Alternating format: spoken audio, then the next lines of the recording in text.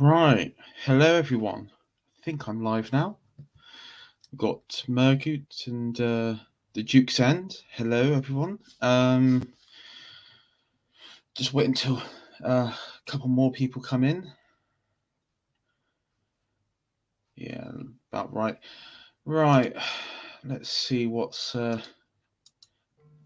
to try and get back in the swing of it. I haven't done the streaming quite a while now. Right.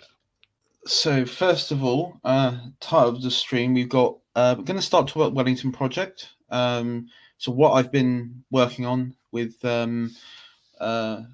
myself, Johnny P over at the Duke's End, uh, Harry Leave, Joz, and British Ascetic, follow on Twitter, who really pretty much built up the website, and why it looks so sophisticated is mainly down to his time and effort doing it. He really has been the champion of the group, and of course British Knight as well, who regularly streams as well and friend of the channel. So I'll just give you a show of the website. I'll just find a link to the website, which I've got here. Okay. And as I said, go and subscribe, follow our website, sign up to the email listing, and also I'll put in the description below after, but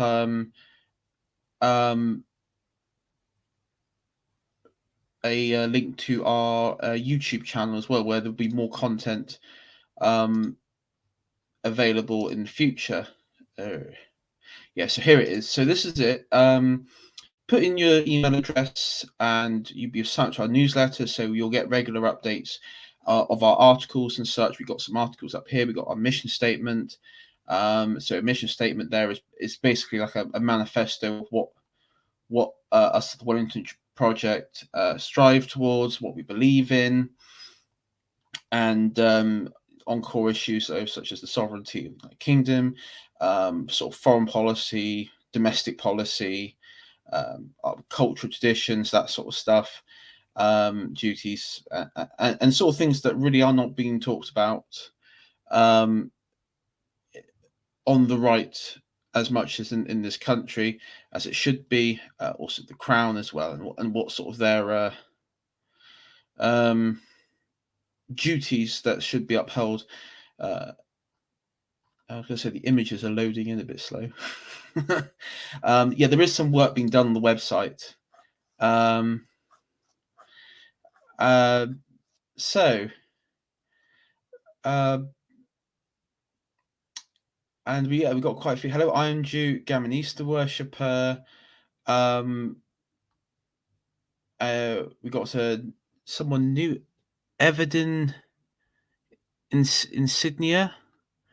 It says, when is Ash Saka join the Wellington Project? I heard you want all the same things. Well, as I said, we do receive funding from Mossad, so presumably that might be a bit awkward for her to swallow. Anyway, yeah, I'm not talking.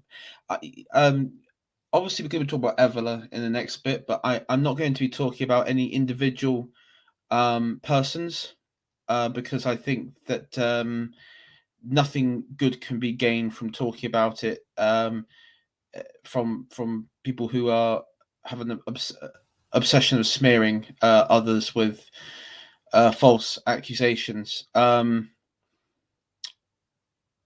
I think, when it comes to chucking accusations of who is right wing, who isn't right wing, I wouldn't be, if I was in his position, the person in question, who most of you know about, I'm sure, I wouldn't be chucking around these sort of accusations, bearing in mind, his own voting record, let's say.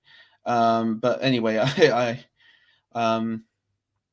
I shall move on. I mean, I probably shouldn't hold that against him, but um, he should probably. No, I don't know.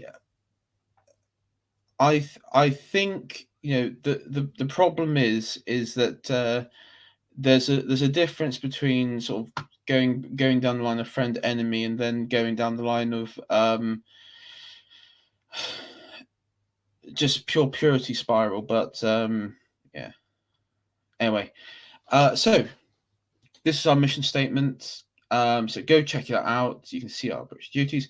Yeah, and we call the Wellington Project. That was, I guess, it was sort of a play. A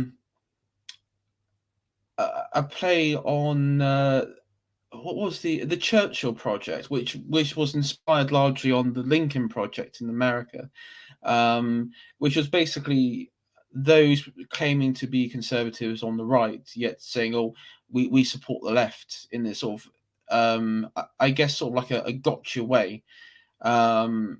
So the Churchill Project in this country was again claiming to be conservatives who were um, sick of of Boris, the right wing Boris regime, as that's been coined by them.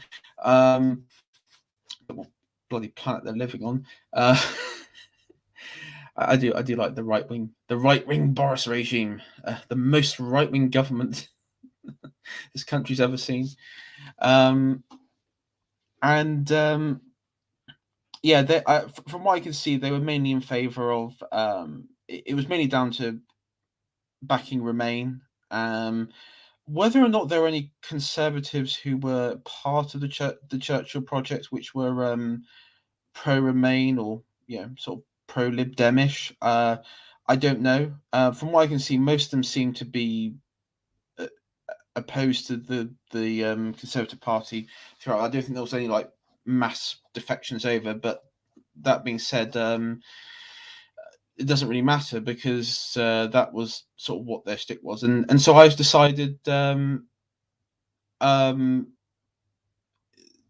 well, myself and the others, it was sort of a joke. So why don't we create the Wellington Project as like a counter um, ideological force to the Churchill Project and their adjacent pedo network in America, the Lincoln Project. If from Iron Duke, if Alexander Johnson is right wing, I am Zulu. Yeah. Oh God, I remember the it was on GB News. They were saying what happened to the libertarian Boris Johnson of like the London Mayor days, and I was like, libertarian Boris Johnson. I've never known libertarian Boris Johnson. So yeah, I mean, he's always been liberal. I think he's even self-described himself as a liberal as well when running in London for the mayor the first time round.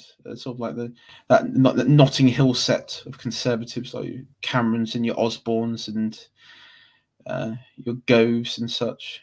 They're really grotesque individuals. And we got Nathan Hood here. Hello there, sir. And yeah, we got quite a few guys. Got Bilbo. Got all the usuals here. It's great to see you on Gammon Easter and everything. We got quite a broad network. More like libertine. Yes, Lolbertarian Boris Johnson. Right. Oh yeah. So go back to So this is our mission statement. We've got some articles up. I'm hoping to have one. I mean, I'm really not that disciplined when it comes to article writing. I'm terrible, and I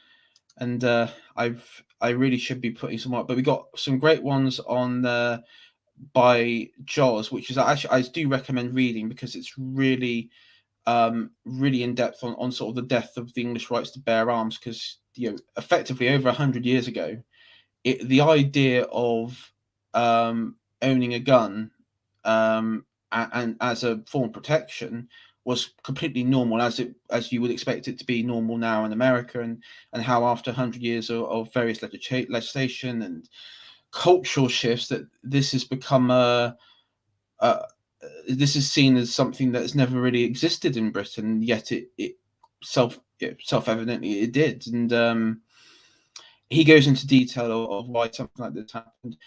We also have from Harrion the unjust right to ignore the block button. So this was about, I guess, why the need for censorship, why the need for censorship for anonymous accounts when you do have the block button. So if anyone has been a bit of a dickhead with you on social media, you can just block them.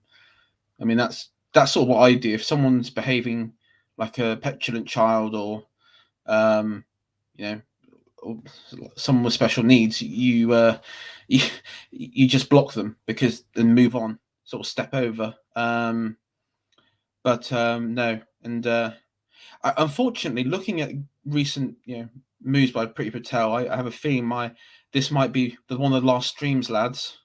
This could be it. This could be the last one. So shall we go out with a bang? No, not literal bang. I'm not planning anything. Just to make that clear.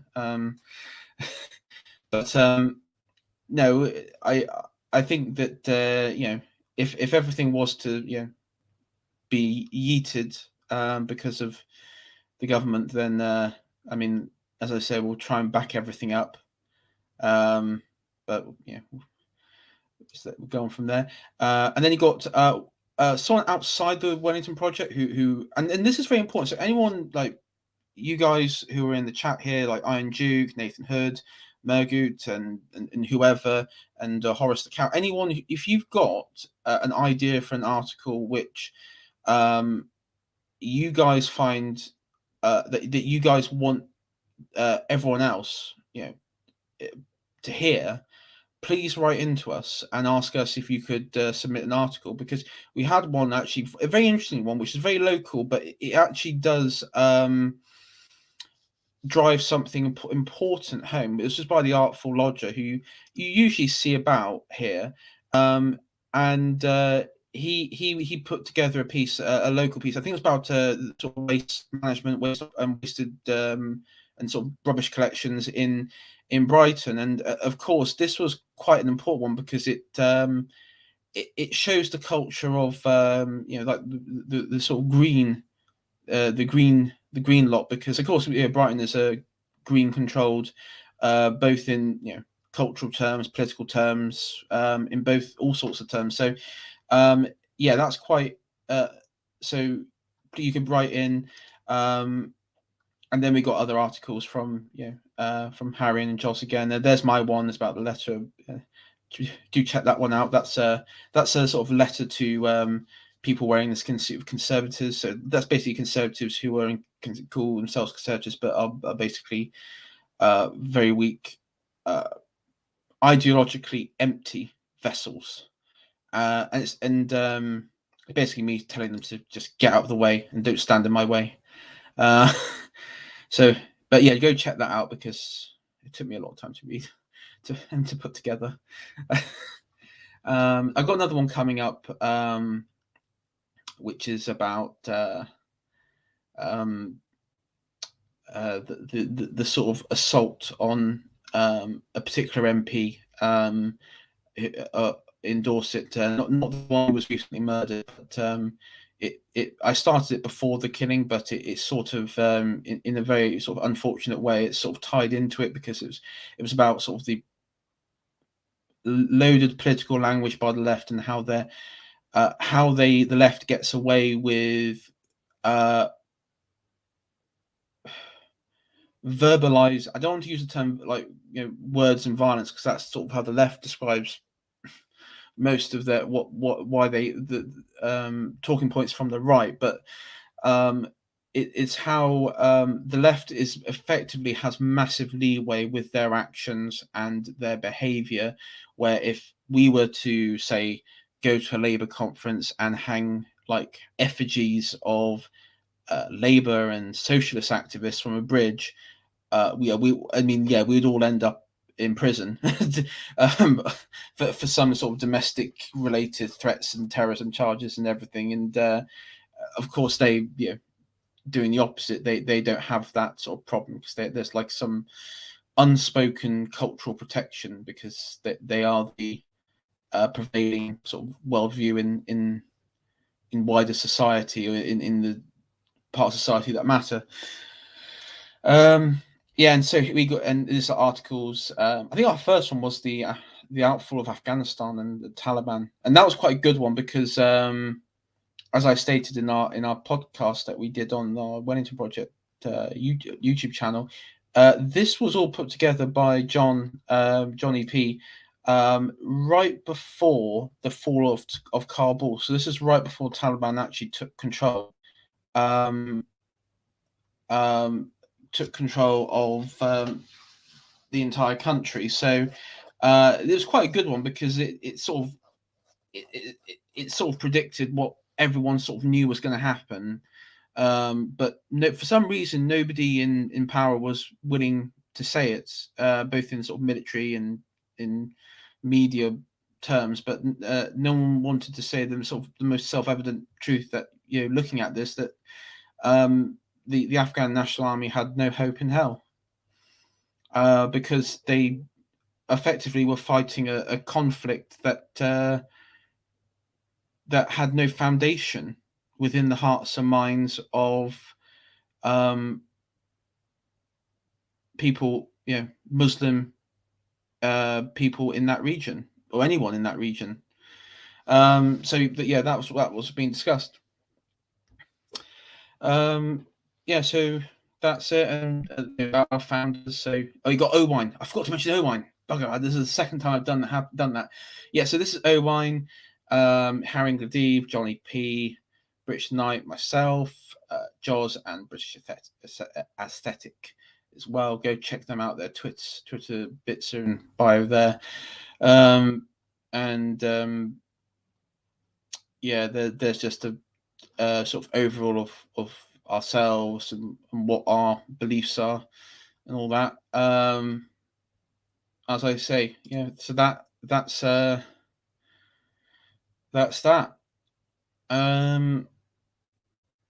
Right. So the next point, which is probably why most of you were here anyway, was Evola. So there's been a split in the, let's say, the community, the online, the online rights, let's say. And I mean, I would chart it back to probably just over a year ago, where the debate was between one side of how do we approach enacting our will on institutions and individuals with power. Like, how do we influence them, or if we can I think the debate was, can we influence them or can we not? And the ones who said that, I guess the sort of reactionary side was that, obviously, if your institution isn't specifically right wing, then it will naturally fall to left wing groups and individuals, which seems to be quite an accurate take, because this has happened across the board in every way, with talking points, with the pronoun game and the alphabets and all that sort of stuff. This has happened to some degree or not. And then you had the other side, which argued that we should, instead of retreat, because the reactionary side was, we just withdraw and create our own institutions, which to parallel these ones, and which would then in turn gatekeep to a sort, or would be inherently right wing, so you wouldn't have the problems of subversion from the left, and that was the sort of position that was the sort of position from that point. You then had the other position, which was, I guess, sort of my position and many of our guests, which was the you stay within you fight within those existing institutions, because if you were to retreat and try and create your own, you're starting from effectively zero, and there's no guarantee that what you're going to be building up will number one, won't be subverted by the left again, or just won't be completely shut down by the power and the state. And you've seen the state over the last year, or 2 years now nearly, enacting increasingly authoritarian will, whether it's in this country or in Australia or in America or even anywhere in the Anglosphere. You've seen sort of probably the most open authoritarian style of rule in in living memory, I would say. It's been very, very shocking. But and the guys, it's been used under the guise of it's been America of insurrectionists, or in Australia being COVID, or in this country being you know, uh, football racists, COVID. Take your pick. It's there's always a reason why to justify why tyranny should be enacted. It's just it it's just there's wider choices now. Unfortunately, it's been normalised, so it's quite hard to get the public to see the to get the public to see why that this something like that is wrong. So let's stop sharing. So on the topic of Evola, and so that was two positions, and the two communities have sort of been going off in two different directions ever since. And I guess this sort of been come to a head between this Evola chap and his work, and people on I guess the Tory boy side. There's been the coined term, which so the Tory boy side, and let me get this right, because I've been making notes about this afternoon, so I don't get accused of straw manning or misrepresenting any side. So the Tory boys are individuals who are literally worse than the socialists, the communists, and the left. They've cushioned themselves in the positions that they find most comfortable. So being ironic, making jokes about important subject matter, and ultimately being the net negative to the cause, and shooting down any positive vision that comes from the right, or comes from the a certain side of the internet right. So that's the accusation that's been sort of levied against a couple of the co-founders, I guess by association myself as well, and what have you. So so I've the what I've been reading sort of today and part of yesterday has been I've been reading a bit of Evola because I thought I don't want to be accused of not being informed enough to that I've sort of shut him down without giving him benefit of the doubt. But so I'm going to give you my take. So I've been reading Revolt Against the Modern World, and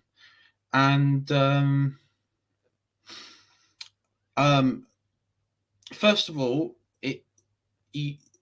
I would suggest that Revolt Against the Modern World, if you're someone who has a deep interest in mythology, ancient religions, and history in general, it would be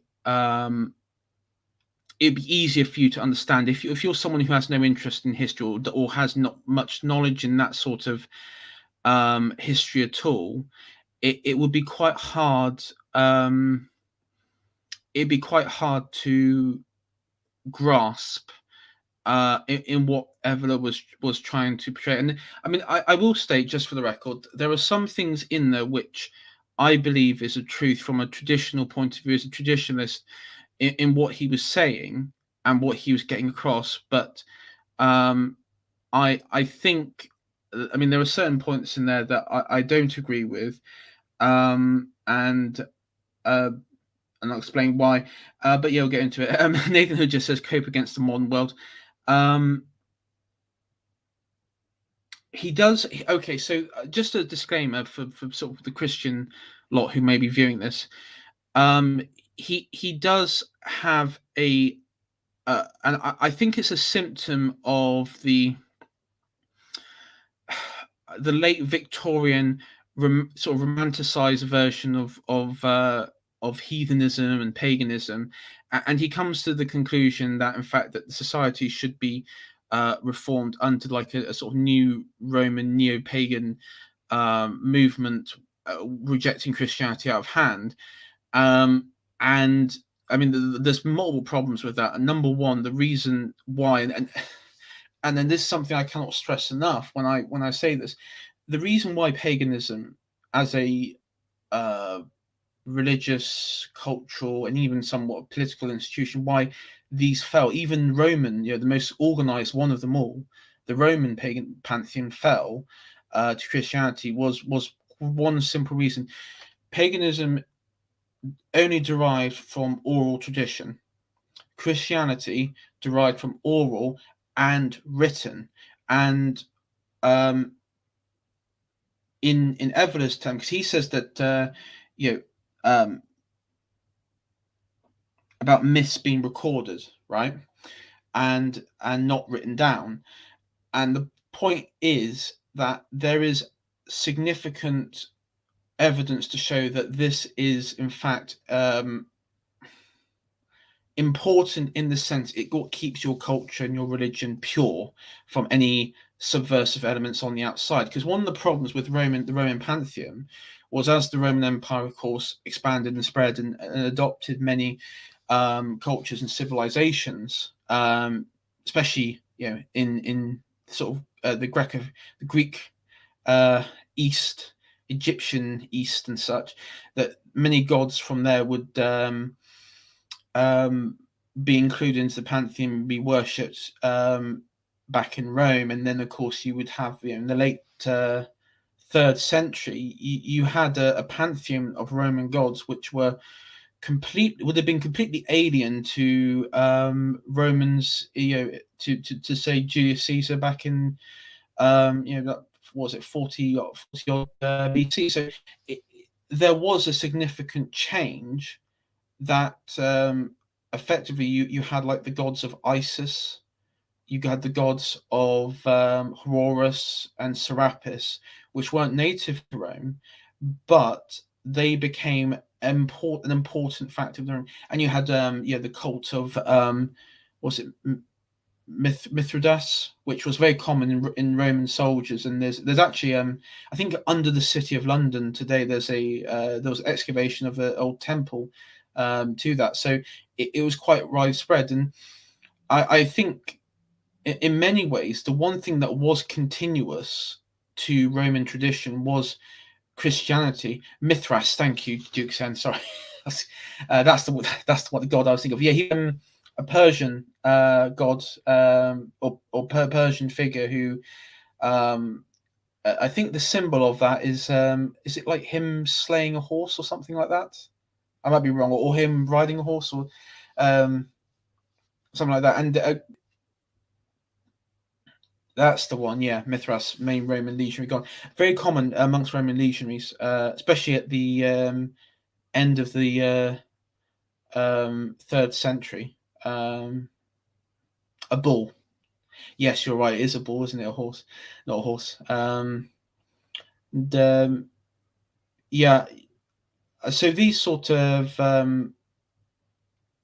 it's funny because if you think about I guess from the perspective of the average Roman, I mean, we always expected that we always sort of thought, maybe from elements of the left and the right on this, is that you had the sort of conservative wing of paganism, which was subverted by revolutionary sort of Christian ideology, which ultimately caused the downfall of Rome.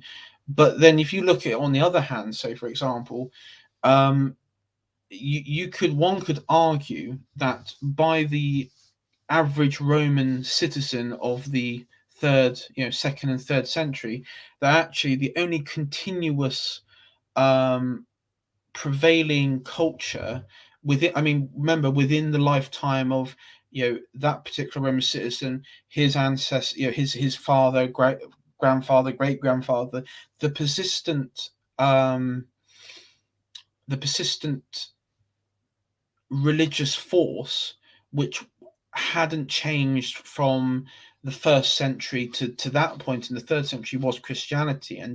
If you look at maps and everything of early Christian, of the populations of early Christianity, it was always very centered in cities. So like Rome itself had by the time of Constantine, it was said to be that Rome had a large Christian population. I think there was even some records that said it was in the majority, especially in eastern cities as well, in Anatolia and in Palestine and Egypt and such. These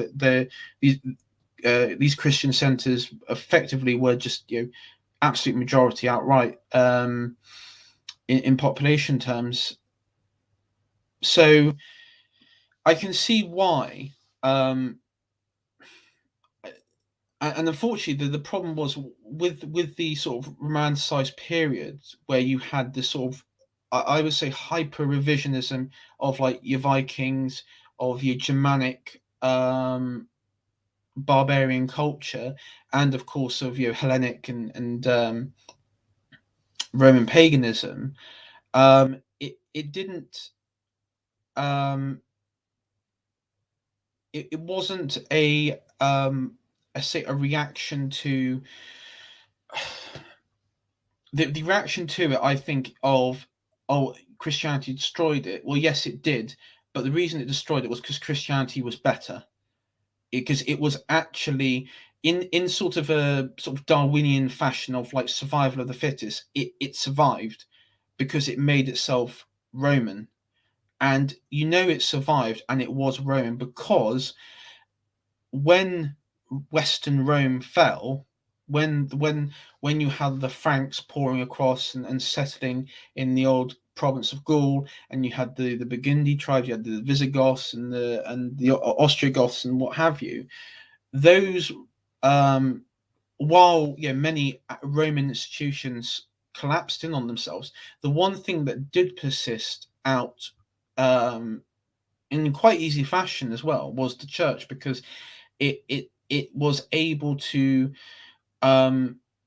even though it was tied to the state, it was bigger than just sort of the state itself. It was a big institution, and it knew how to interact with existing powers. And I mean, I was reading actually. There was a book on the history of Anglo-Saxons, but it did talk about the Saint Wilfrid of Northumberland, who served, I think, in Northumbrian King Oswald's court, and his son's court, and he did a pilgrimage to Rome, and he stopped off at Lyon, and the bishop of Lyon at the time offered him, to stay there, because he was so impressed by his knowledge and everything, and he offered him a position in Lyon, even offered him a province, and it actually shows that there was actually a system in the Frankish realms where bishops were effectively behave as ecclesiastical leaders, but also political leaders, in the sense that they would have their own fiefdoms where they could levy taxes and levy troops, and operate as regional lords themselves, because it was such a strong network. And of course, this strong network was the reason why the likes of Clovis converted to Christianity. It was why the Visigoths would go on to reject the Arian bit of Christianity and adopt Latin Christianity, and of course the Lombards as well, who were the sort of one of the last of the Western invaders. So, yeah, on the topic of Evola though, so that was his bit. So he's very hostile to Christianity, and he sort of holds sort of neo-paganism on a sort of very high footing, which I find quite irrational. But for someone who takes great pride in sort of a worldview of, you know, the greatness of civilization is that who conquers, you know, conquers produce greatness. It's just something I find uh, odd, let's say. But anyway, um, so what have I got here? So he talks about civilization. So one of the big things for him is he has this in the book that I've been reading. He revolt against the modern world. He he very much draws from this higher um, so beyond sort of, you know, just the realm of man and political and man, the laws of man. He distinguishes, I guess, sort of like an, the ancients perception of the world, where you would have the physical world, the sort of metaphysical world, and sort of like the spiritual world and all that sort of stuff. And he draws on how each civilization, each culture um, derives that understanding, and how there is a united understanding um, across cultures, that there's like this almost I guess you could say sort of searching for the um, universal truth, or that all humanity holds in some way, um, uh, whether that's, you know, knowledge or what have you. But that there is something that is beyond sort of scientific reason, and I'm willing to accept that, because I think there is, in certain settings, and I think within in most settings, that the human action and human behavior obviously cannot be explained purely based on reason alone.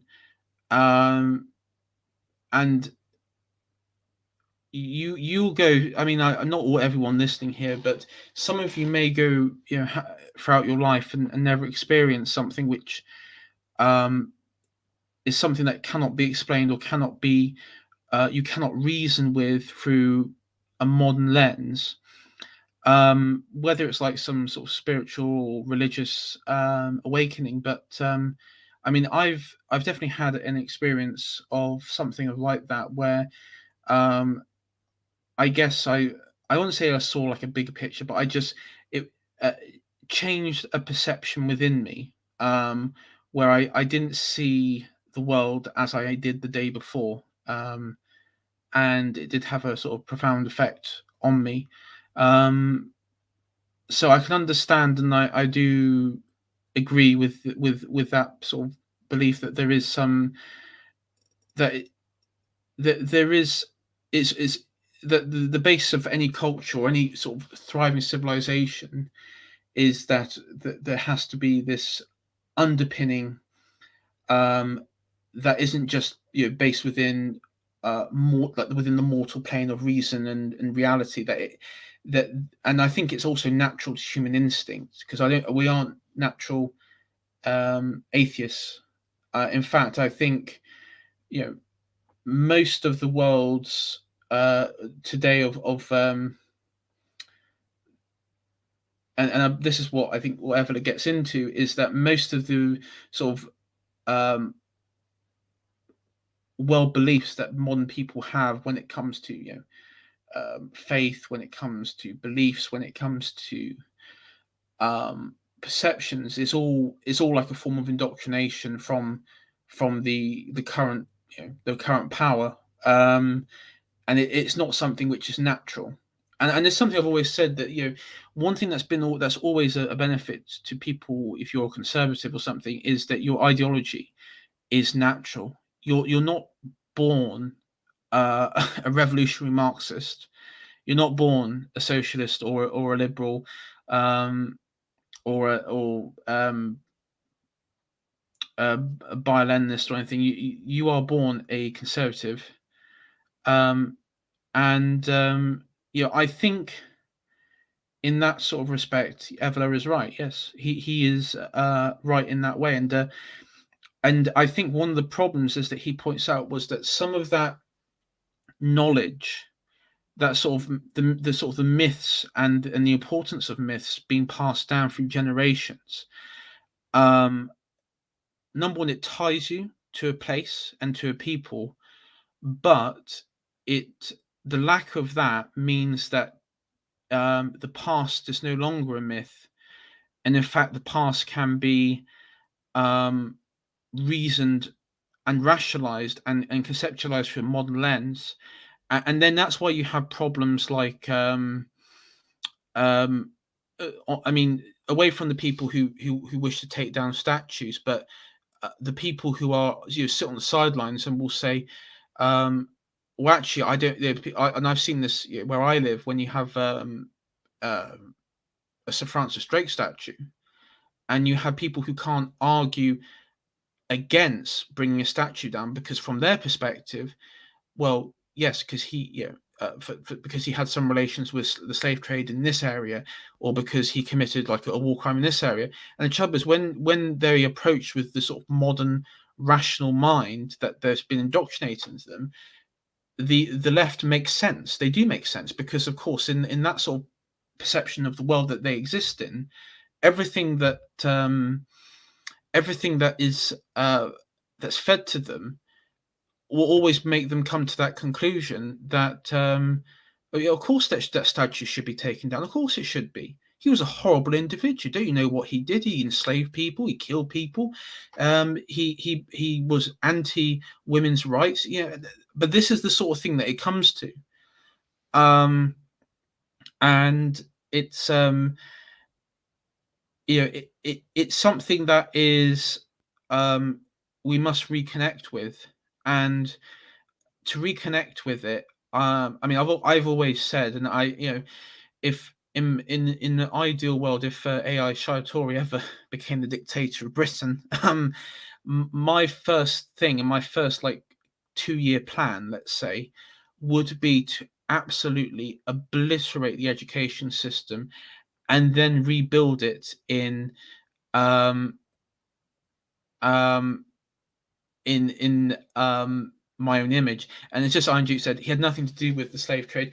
Yeah, I didn't think he had anything to do with the slave trade either. But again, that's what the local paper here, where I am, was espousing. And but this is the thing, there's even mistruths. I mean, remember the Gladstone statue?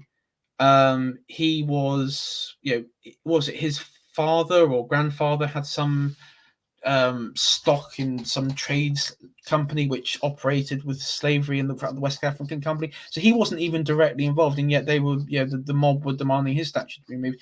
So like a guilt by association. But yeah, so on that point of Evelyn, of sort of the importance of myths, of understanding of a higher plane.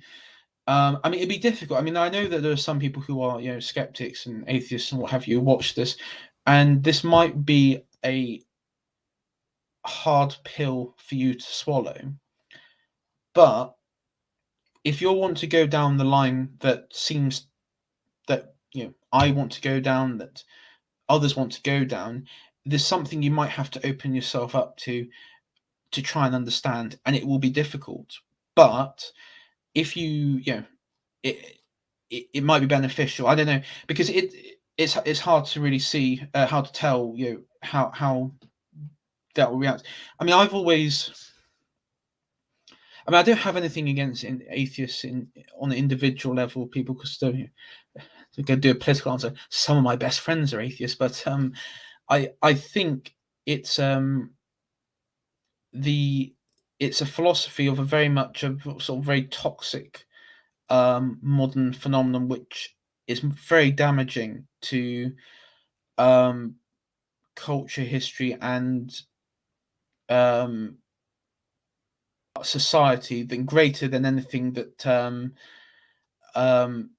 I think we know at this moment in time. I think maybe in years to come it might become more self-evident, but anyway, I'll move on to the next point. So the next point was forecast. Now Evola points out that there's like this sort of forecasts in in um, in society, I guess. So you have like the priest, the warrior, the merchant, and the peasant. And his argument was that there is sort of like this universal sort of hierarchy where there is a difference between the priest and the warrior. In historical tradition terms, that is.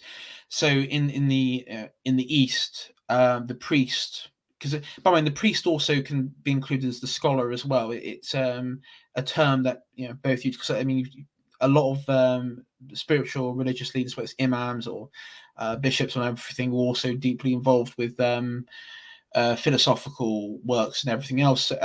So this is his trail of thought here. So like if you look in the East and everything, much of like the Islamic world, let's say in the first the Rushden Caliphate or the Umayyad Caliphates, some of their greatest achievements and sort of national works and buildings were not done extensively by a warrior class, even though the warrior class were the ones who conquered, but they weren't the ones that maintained and furthered the cause of Islam. It was the sort of priestly caste. And I guess you could also say the same for like the Sassanids and previous Persian cultures. It's sort of something which is it sort of happens in the East more frequently. And of course, I think you also referenced like China and everything as well. Again, the sort of ruling class is that of the sort of the priests.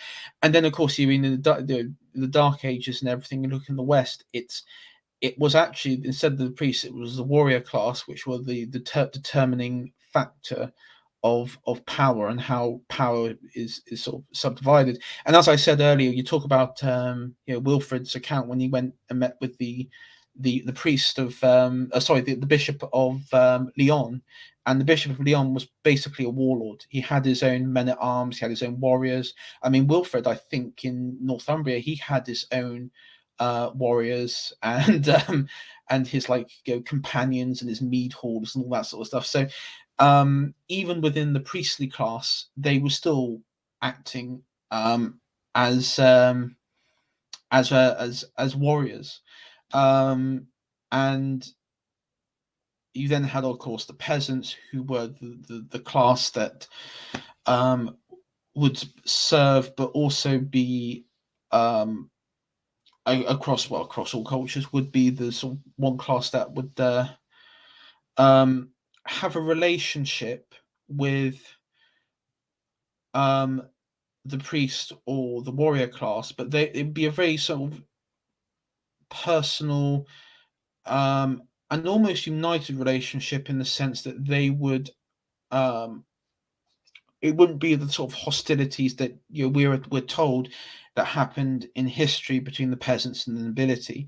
The people who caused the many of the problems that would come, especially with the French Revolution, was actually with the mercantile class, and that's the class that is the I guess that Evola points out as the one that sort of subverted the warrior and priest class, and the one that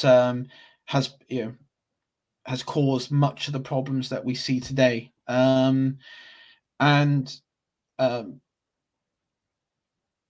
this is not something, obviously, many other people have pointed this out throughout history.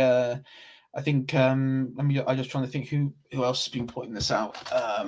I think back to like the vision of the anointed sort of touches on this. Thomas Sowell touches on this. James Burnham touches on this. It's something that is the problem with the modern world is and yeah, I don't want to be doing any spicy hot takes, but liberal democracy um, is effectively um, has caused significant problems on a cultural level, on a traditionalist level. It's probably been one of the worst things that's ever been inflicted um, on Western civilization, and been one of the most destructive, and probably will be the one thing that brings everything down if it does come down. And you know, that's something that I am aware of. I think it's something that many of us are aware of. I mean, I would love to sit here and say, you know what, I would love to fuck over democracy and liberal democracy in itself and liberal movements, but the problem is, it's I mean, you talk to any of your, you know, IRL people, you know, IRL. Um, I would would they if you were to preach to them the idea of giving up, um you know, of ending liberal democracy, it's already been programmed into them to, you know, shout at you, call you a Nazi, a lunatic, and ostracize you from society. But the funny thing is, we're actually closer to the end of the concept of democracy than I think we've ever been, because of, you know, things like the lockdown laws, like the redefining of terms like, you know, insurrection, what have you. Um, so, you know, in many ways we are, you know, if you were to someone who wants to bring down liberal democracy as like this is your main goal in life, you're, you know, you're quite close to it. It can be done in a funny sort of way. Um, though, you know, obviously, I think, if it was to come crashing down, I don't think the sort of based neo feudalistic society would arise. I think it would might be something, um, something would, I think the sort of other thing than like maybe like an eco fascist regime would rise by the looks of it. I see Nathan who says, I tried to convince my cousin that feudalism is better than democracy. He couldn't even compute the idea. It just had to be wrong. Yeah. Um, it's really funny because you think like to Robin Hood and such, because one of the big things with the sort of average normie's perception of the medieval world, medieval England is one thing that comes to mind. Definitely in the Anglosphere, I think it's something that is it's something that really resonates with, I guess you could say, like Hollywood culture, that sort of stuff. The main apparatus of propaganda that exists today. And if you look at sort of like the average sort of, you would have like uh, the downtrodden peasants, the sort of slightly educated uh, uh, upper sort of upper class peasant, maybe even mercantile, and then you have like your evil baron and such, or your evil king. Um, I mean, that's very subversive. That's a very subversive. I've seen several like Amazon, like there's several like medieval stuff on Prime where you have that sort of middle class, the sort of merchant class, middle class hero who saves the peasants and takes down the evil, the evil bourgeoisie, and uplifts the proles. And you can see where that sort of perception comes from, and it's you know, Marxism is really what it comes from. But then if you take like the tales of Robin Hood, uh, as it was um, told, you know, it wasn't exactly Robin against the king. It was Robin against that very mercantile class, that very sort of lower nobility class, who were misusing their positions and their privileges. And it was Robin who, and the thing there is, Robin never, you know, declared, he never like declared himself against the king, he was always that loyal figure. I think there's a bit of a debate in chat actually at the moment about the courts and about slaves and slavery. And it's important to remember, yeah, that there's a good point that England was very unique in the sense that there were several, especially with King John and everything, and the battle after Runnymede, that feudalism didn't operate in the same way that it did on the continent, and a large reason for that was because of his and I'm going to use a term that a few Republicans in America have used, but Anglo-Saxon political traditions, right? And where effectively there was a a form of democracy amongst nobility, and in a funny sort of way, it did actually work.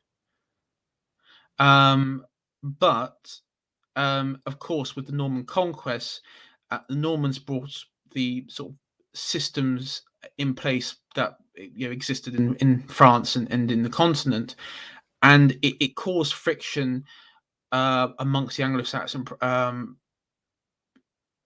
people for quite some time. And you have to remember, a lot of the nobility of the Anglo-Saxon nobility were replaced. A majority of them were completely replaced by incoming Norman, individuals who were expecting titles and such. And the funny thing was, I always say that the Normans never fully, the Norman culture, if we call it the sort of Franco-Norman culture, never actually dominated. In fact, it just amalgamated into what we know today as England, and that the Anglo-Saxon culture did persist. And I see that we got Saffron in chat. Hello, Saffron. Welcome to this stream. You've just joined us at the Evola point. I'm going through it very very slowly, and we're going on to the next point, which was this is a point that I'm actually going to disagree with Evola on, and this is on the personal experience. So this is called this is something I've written down and I probably can't pronounce it properly. It's called exonetulia.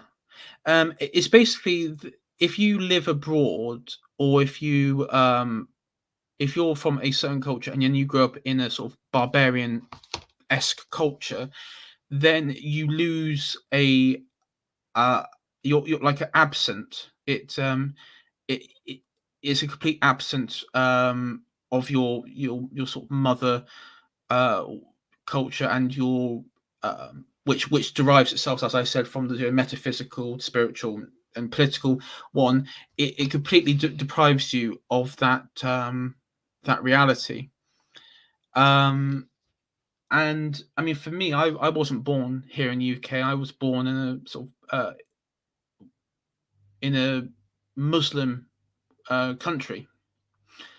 I grew up in a Muslim country, and I mean, on this, on the personal level, even though the first sort of religion that that was common amongst the population I understood was Sunni Islam, I never, in any context or any way, saw myself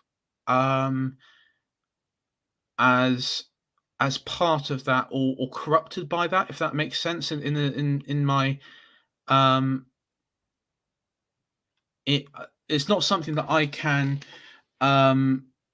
look at and see myself as, oh no, this is the sort of system that I understand, and that I base my whole around. I mean, maybe I'm not thinking deep enough into that, but it's something I don't. But one thing I find really funny, especially if you're British and you're born a grew up in Birmingham. That's a good joke.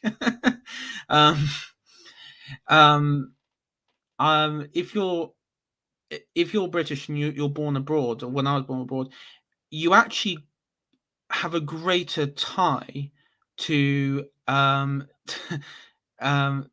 the greater tie to your mother country, even though you've never been there, and even though you might be surrounded by a majority Muslim, and then you have like minority Orthodox and apostolic and what have you, and Christians and what have you. You you still are aware of the mother country's stuff, and maybe it's like in the education system or your parents. I mean, my parents were very. I mean, my parents are sort of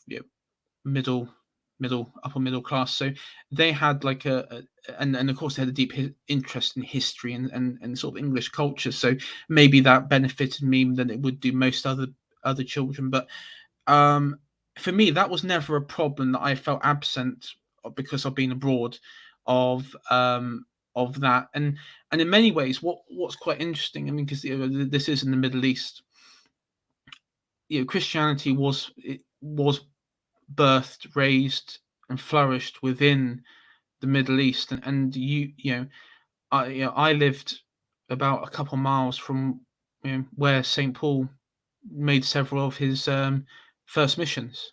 I lived within, um, in some ways, within walking distance of many of where the apostles and the church fathers would walk, spread the message and such. And so, in many ways, it was quite deeply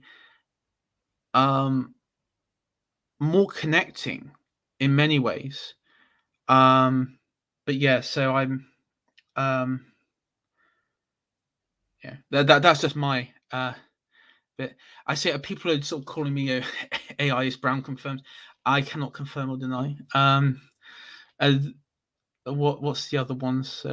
AI stands for Anglo-Islamic. No, I'm not Islamic. Never convert. I would not convert to Islam. And I mean, to be fair, where I was living, the Muslims who were there, they weren't like the strictest sect. Okay, they were pretty much. I mean, they were pretty much. Well, I say normal. They. And the funny thing is, you didn't actually see a lot of women wearing the full sort of hijab. You wear like headdresses, but it'd be colourful. It'd be like multicolours. It wasn't like black or anything. So it wasn't like the sort of Saudi style of like Wahhabi dress. Um, Arabian Englishman. It's really funny you say that because my mother's passport when she was living out there, her skin went so dark she looks like a sort of Arab. It's really funny, and she has dark hair and eyes as well. So uh, you just look at it and you just see an Arab woman. And she was darker than most of the Turks and Arabs there, which is really funny because there's several like checkpoints and such we used to go to. The soldiers would start speaking to her in Arabic. I remember that was pretty funny. So the next point. So I guess the next point was sort of the step that we should all take by Evola. So yeah, on that previous point, yeah, I disagree with him on that. I mean, I do understand that he was writing this was in 1920s, was 20s, 30s. So maybe from that perception, sort of communications and everything, and sort of the means of information will operate in sort of different way as it did for me growing up. So yeah, but on that point, I do disagree with him. So the next point was, and I'm sorry, I'm not going to be able to pronounce these because I'm absolutely. I mean, I don't know fucking Latin or Italian. The next one is apologia. So this was I put this down as abstention of modernity. So this is what I think he wants us to sort of strive towards was the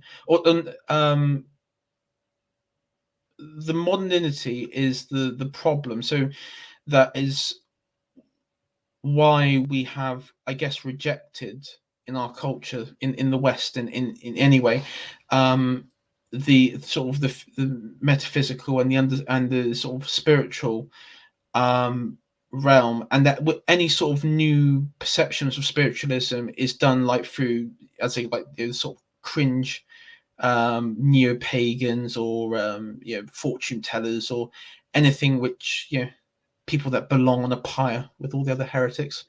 uh, I'm joking, of course.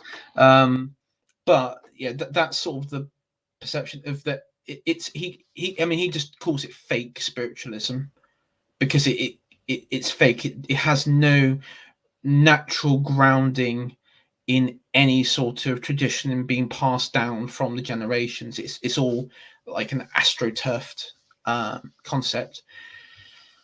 Um, and I know that some of you have sort of taken this as the perception of combat the sort of inner liberal within yourself, within your mind, and um, I mean, I see this as a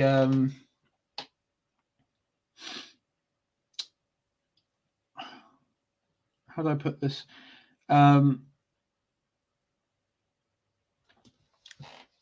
It's. I mean, as we said before, the modernity aspect of it and learning to be self to sort of remove that is you have to be deprogrammed from everything that you've been taught through your life, but everything that your parents have been taught, and depending on how old you are and how old your grandparents were when they were born, sometimes in one case your grandparents. So you have to you have to sort of do a bit of a contradiction where you obviously you can't accept what's been passed down, because that of course is what derives from most of the problems, as Evola point that from Evola's perspective. So you have to reconnect with something um,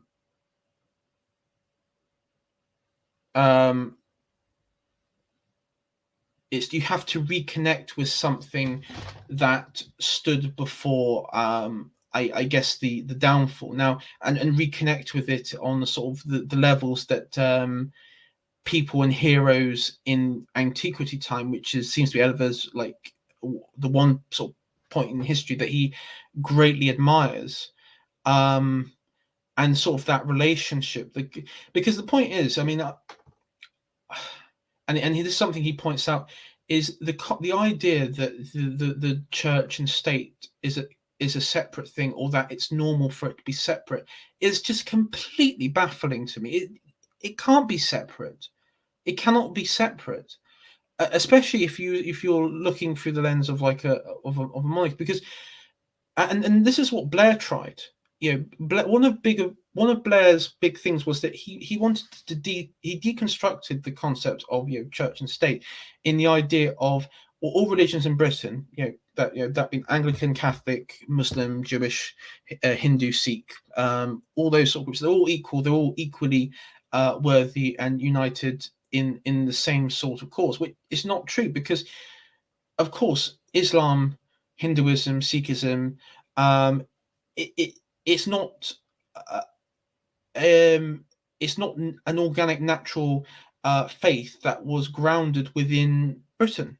It's something which was founded and grounded and molded within the Arabian Peninsula and the wider Middle East and the wider and in Asia, but it was not something that was grounded within um, um, within Britain, and also it was grounded within the political construct, because it was it wasn't just a proselytizing religion; it was a religion purely based on conquest by the followers of Muhammad, which would go on to form the Rashidun Caliphate, which would conquer the parts of the Byzantine Empire and also the Sassanids and such.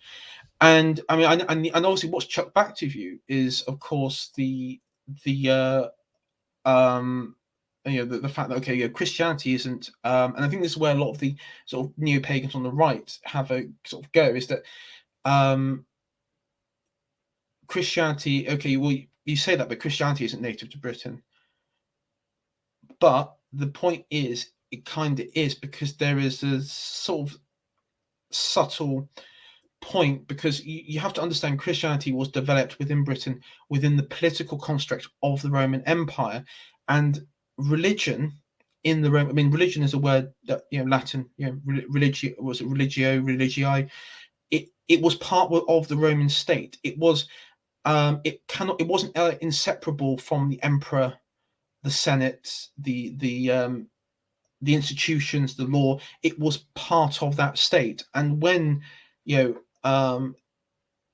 I guess you could say, when Constantine started the process, but when it was sort of finalized under Theodosian the Great, who was the first, to actually make it a state religion, and make it the only religion within the empire. It was, at that point, it was solely made to be the foundation of which all of the Latin, Roman speaking people who were brought up within the Roman confines of the empire, that was the tradition, that was the political agreed position. But also, it was what became metaphysically, and the problem was, the Romans understood that they couldn't socially engineer it just to accept the most strict interpretation of Christianity. And that's where you see sort of like crossovers. I think one of the more important ones that I've been reading about was the stuff like with Passover and Easter. And one of the and then, of course, you had, I think there was an Anglo-Saxon, Germanic holiday, which all combined in one, and it was I can't remember the Germanic one off by heart, but one of the things was that obviously the Anglo-Saxon, it caused a deep rift within the Latin Church, and then the Irish Celtic Church, and the Anglo-Saxon one, because, I mean, the Anglo-Saxons were quite indifferent. They would have it on any Sunday within this time frame, and then the Latin Church said, well, no, this needs to be on they decided every other Sunday, a week after Passover, so there couldn't be any confusions. And then the Celtic Church disagreed with that concept altogether. So these sort of things did build upon. But as I said earlier, the problem with paganism is that it had no literal tradition, and oral tradition, but that oral tradition is easily subverted, and that's just, I mean, a fact. I mean, this is why you don't, this, and the same thing was said, this is the same thing happened with most Germanic paganism that the Franks encountered, the Charlemagne, the Slavic paganism, the Hungarian pantheon. It was all oral tradition. I mean, the only outlying ones that I would say would be different was the Nordic pantheon, because the Nordic pantheon did operate a system of oral and written tradition, and there was a reason why Christians found it harder to convert the people, because they couldn't subvert it through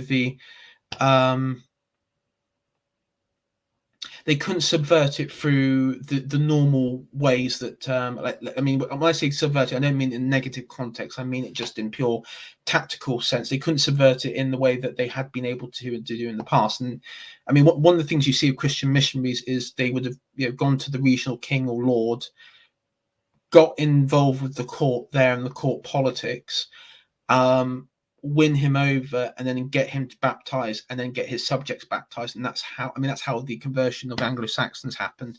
It's also how the Kievan Rus, the Bulgars, and the Hungarians. It was always top down, never bottom up.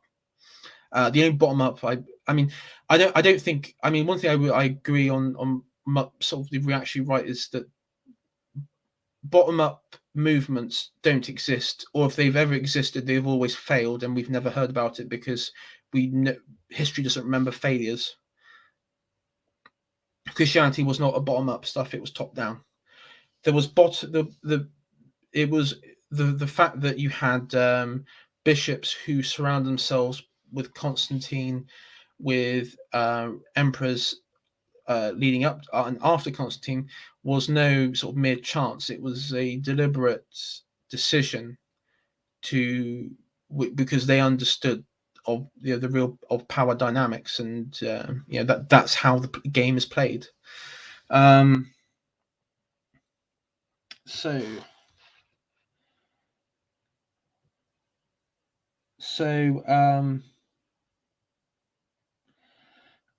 the next bit was, I guess, on Evola. So there was a path of action and path of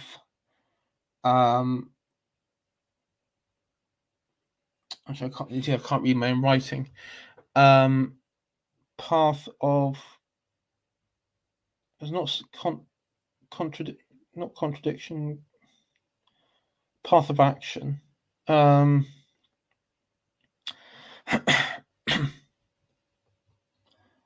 Self-serving and spiritual emptiness. No, I can't even read my own writing on this. So path of action. Let me just see what.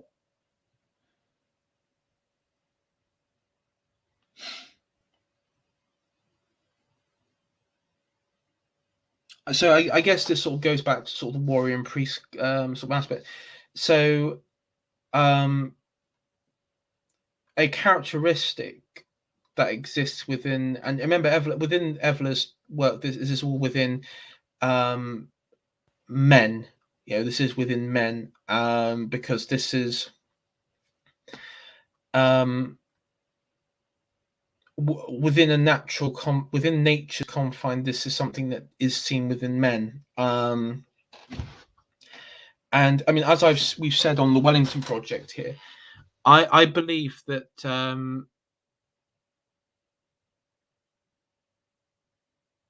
I'm very I see much of the modern education system and how that young boys and girls are raised today.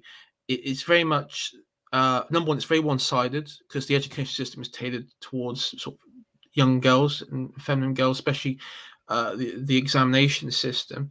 But also there's I'm very skeptical of things like ADHD as just as a thing that exists, where you have boys who struggle to pay attention in academic settings, and I actually think that it's more of a primal instinct that these young boys are actually not built for academia. They actually are built for, as Evola would put, the path of action. They are in a natural world where if you were to place like these young boys back in the 8th century in sort of Anglo-Saxon England or Francia, they would be the sort of they'd be training as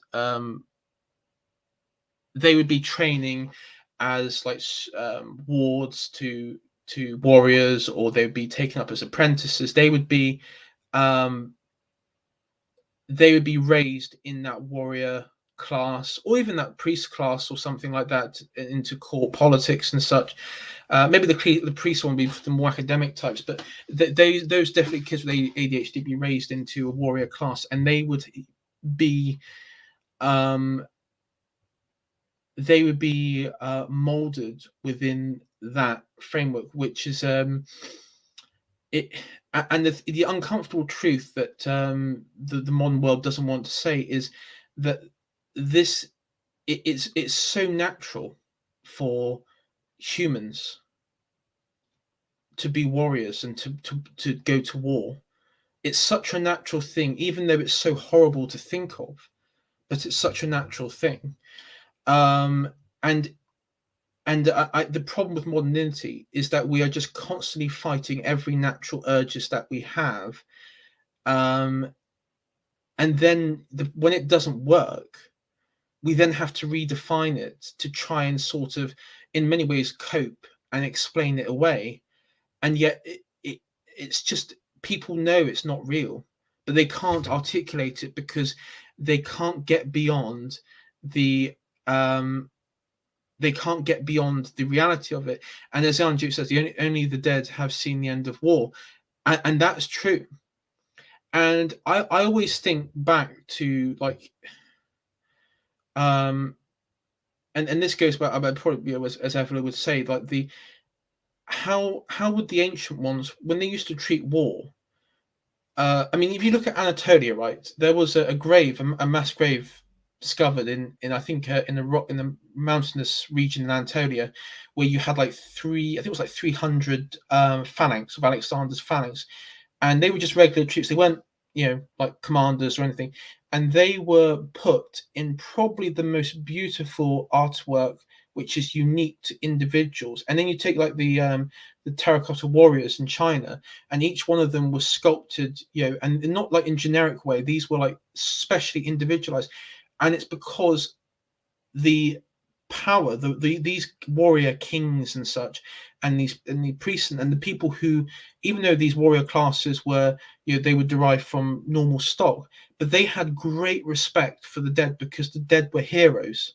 They weren't like, okay, you died, you're in a box in the ground, and then we'll mourn you individually. No, these people were collective heroes. They were heroes on every way being, and that they weren't just heroes, that in some of them they could even reach like godhood. That, because again, the kings weren't just, and Evola pointed out in this book here, they weren't your normal sort of administrative ruler or anything. They were treated and they were expected to behave almost like in god-like figure. And you take the ancient Egyptians, the pharaoh was the living incarnation of Ra. And you had, of course, Greek rulers who would claim, relations or some divine will given upon them by, Zeus or some god. So um,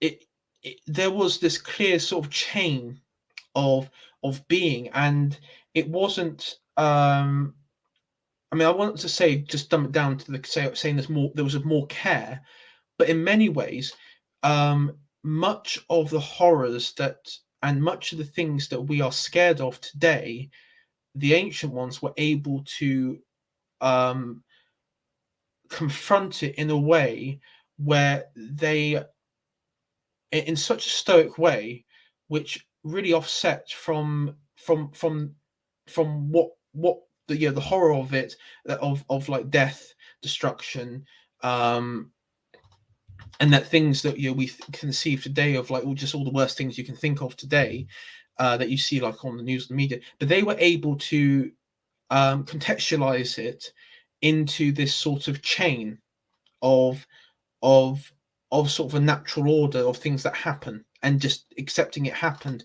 but not just say, oh, accept it happened in a sort of nihilistic way, so don't care, but accept it happen, and then giving you the sort of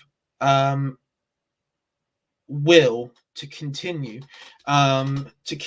on through oral, cultural, written traditions. And this is sort of thing that we've seen. And as Iron Duke points out, in my local villages, there were, in when I was living in Devon, we had a memorial to the Boer War, Napoleonic War, Boer War, World War One, and World War Two. World War One and World War Two, memorial was sort of combined into one, but we had that sort of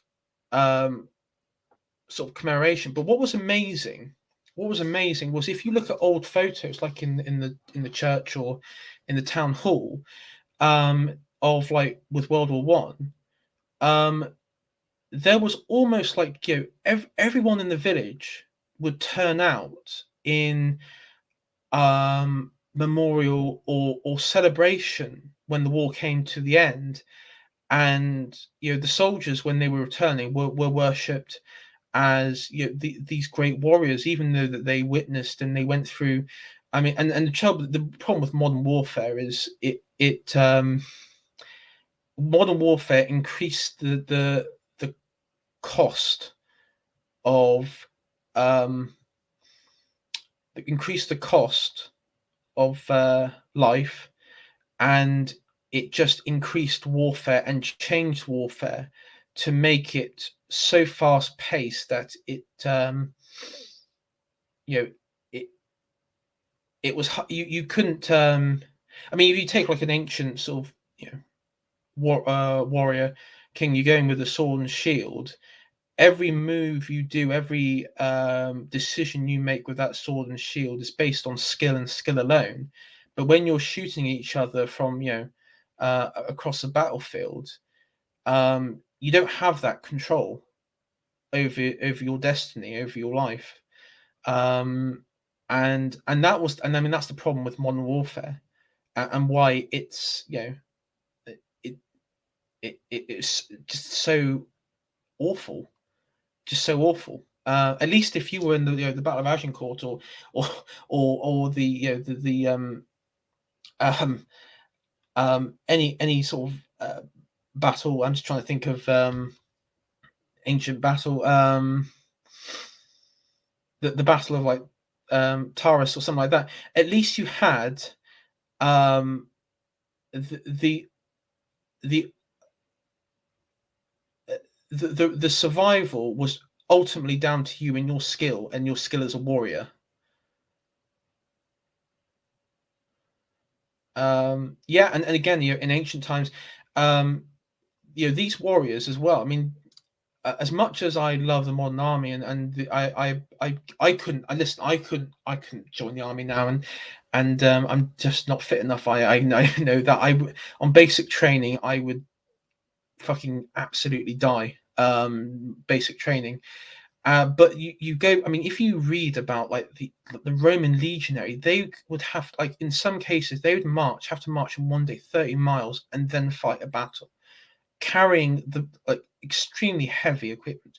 These men were absolute insanely fit, insanely fit. But I mean, they were just again, they would spend their lifetime doing this as warriors. Absolutely, just insanely fit. Yeah, so that, I mean, that was on the sort of path of action I put. Um, and so the next point was, I guess, sort of. Now this point comes from the community who've been participating in Evola Day, and it's no dialogue with modernity at all. So this goes back to, I think I've seen this like with memes of like Bowden and such, where you need to learn to control and to destroy the inner liberal thought within you. That it's something you have to combat. Um, and you know what? It's really fun because I mean, as someone who takes a great look into history, and I mean, I am very picky with historians now. I mean, I don't know if you guys seen like Mary Beard and what sort of absolute crap that she's been putting out with what was it? Talk about Colston statue and everything. And then this is the woman, right, who Roman history expert, apparently, who has put out there a shit ton of content of why the I guess you could say the sort of iconoclast in sort of late Roman Empire, why they caused great damage to the Roman world, right? She has written about this, and one would expect, even if she is like a lefty feminist, you would expect someone with her age and maybe any sort of shroud of wisdom that could that exists in that sort of mind of hers, she would be self-aware enough not to jump on the yes, destroy, tear down Colston statue. But no, she jumped on it, and she was like, every time I go around London and I see statues of these statues, I middle finger up them. And it's like, okay, Mary Beard, you've accepted the iconoclast position. Idols that disagree with the new religion must be brought down. And I don't want to hear any more from that woman of condemning Christian iconoclasts for their actions. In my opinion, I've got a book of hers, and I will burn it and I'll upload it to Twitter. I'm going to burn it tomorrow. I'm going to upload it to Twitter because, quite frankly, all of her work, in my opinion, and I implored all of you to burn that book. If you've got any books of hers, just burn it, because she has completely undermined her entire career with that position. It's over. It's gone. It's completely gone. It doesn't matter if it's first edition. It is over. It's gone. Everything she said is a lie. It's over. Okay. So So I'm very picky with my historians. I mean, even Tom Holland. He's he did a sort of he took the sort of standard line of the sort of modern historians that Christianity was what brought down the Roman Empire, and then he sort of reneged on that and says, well, actually thinking about it a bit more deeply, it was a bit more subtle sort of changes. The one Roman historian that I do like and I will recommend is a chap called Peter Heather.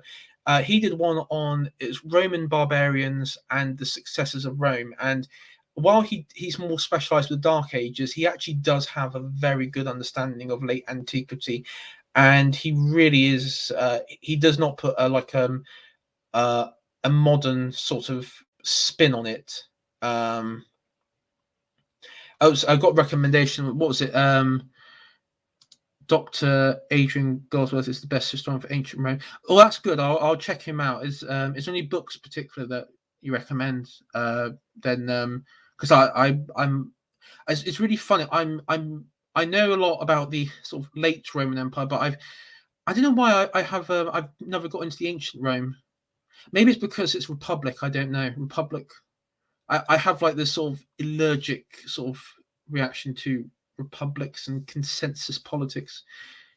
Or it doesn't suit me well. Mary Beard recommended Peter Heather at a talk. Interesting. Chubbers, a lot of them know each other as well. I mean, maybe Peter Heather is left wing. I don't know, but from my understanding of from reading of his work, he doesn't. He's not a revisionist, and the very important thing when it comes to historians is, I always say the most important quality of a historian is, always give the benefit of doubt to the contemporary writer at the time, and not enough historians do that nowadays. If a historian says the reason why X person did Y, you have to, unless you have like a very compelling piece of evidence to go against that, and even if it's just propaganda from their part, okay, it could be propaganda, but you do have to take them in some ways, contemporary writers of a time period you're looking at face value, because that's their perception of what's going on. It's not yours, because none of us were there. We have to take them at their sort of word in many ways. What was Mary? I think I remember Mary Beard once saying that original sources are all biased, so modern historians shouldn't pay attention to them. Yeah, that sounds like something she. I mean, again, that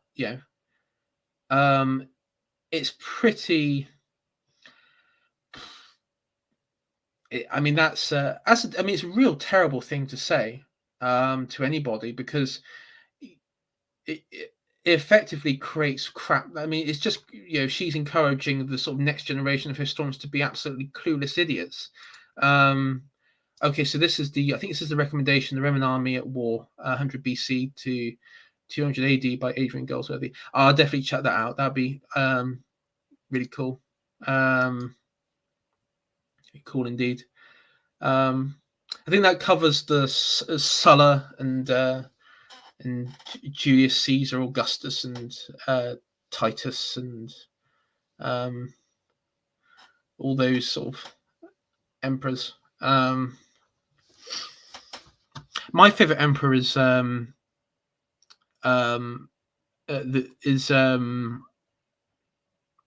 fuck, I forgot his name. My favorite one, I forgot his name. Sorry, it's a bit late. My favorite one is oh god, fuck it, I can't remember his name now. Theodosius the Great. That's it. Theodosius the Great. He's my that's my favorite Roman emperor, and it's just because he's he gets really based with Christianity. He's like I think he removes the altar of from the Senate, and I mean he just does every sort. He just, I mean, even though I mean, even though he's a bit of a revolutionary, in his own right when it comes to sort of underlying Roman tradition. But the thing is, I don't think he does, because all he does, he just replaces it. He doesn't like he undoes it and just gets rid of it or tears anything down. He sort of rebuilds it or repurposes it for Christian use. But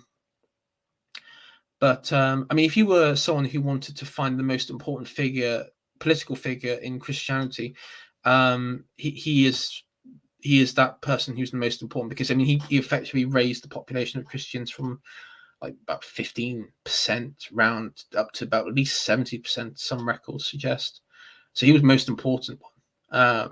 But modern historians are very biased people. They're very left wing, very biased, especially historians who are post 1945, in that sort of time period, because of course the cultural fare at the time was from the school at Frankfurt and such. Gibbon's Decline and Fall, Based or Cringe. I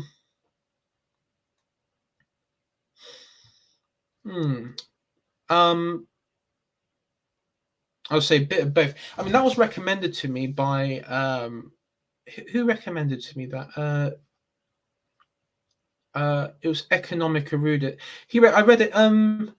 Based or Cringe. A bit of both.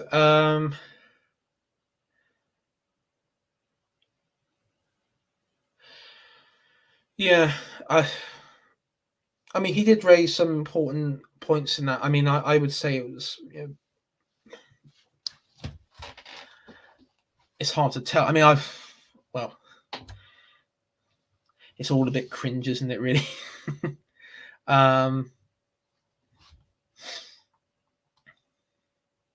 I mean, maybe I could be a massive sort of Puritan on this. I'll just say everything we need to learn about Roman history just comes from Bede. We just accept it's Bede. Anything else beyond Bede is blasphemy.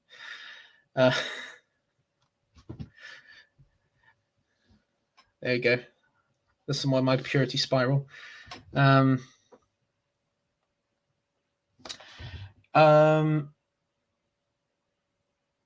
Okay, so the final bit was a bit interesting from Evola, and this one I was not expecting, and I think some of you might take objection in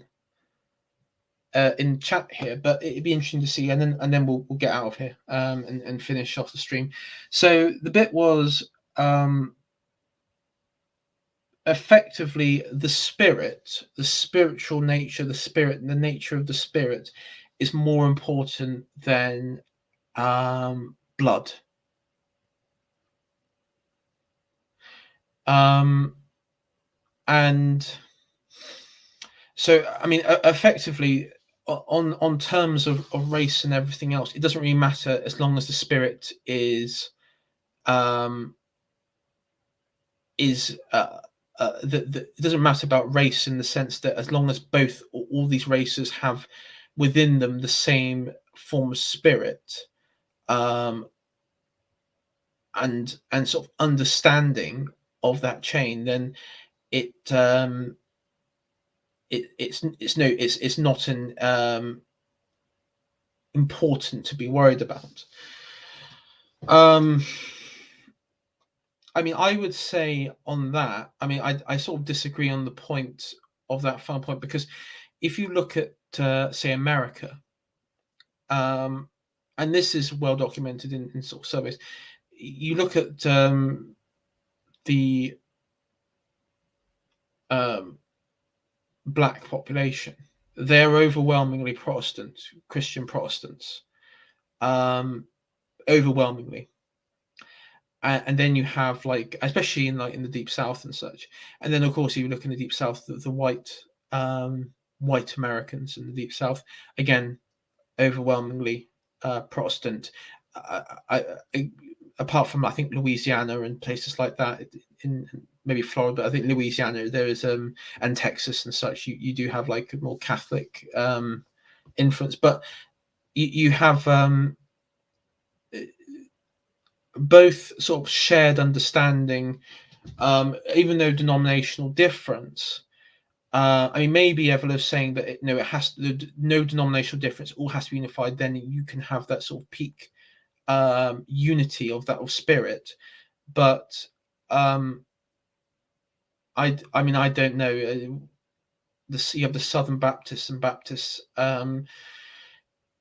Obviously, there hasn't been that unity. There hasn't been that unity in America on the religious lines.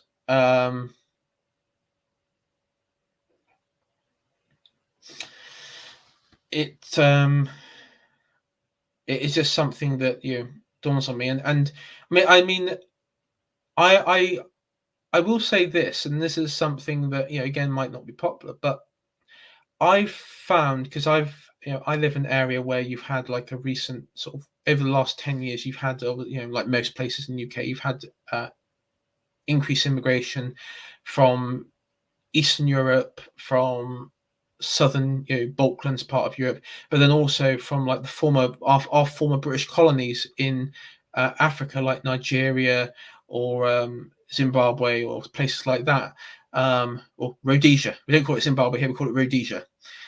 But one thing I find when you're interacting with members from Eastern Europe, or from say Nigeria, and just to point out that the ones from Nigeria who moved here locally are actually that they are like Anglican Christians, or some other or Methodists or something like that. So they are like, they are followers of English-based Protestant faiths. Obviously, that, and so and the legacy of the empire and the cultural traditions that built up those societies, which obviously led to their independence, I found more commonality with those people than I do with Eastern Europeans. And I always say to people, Bill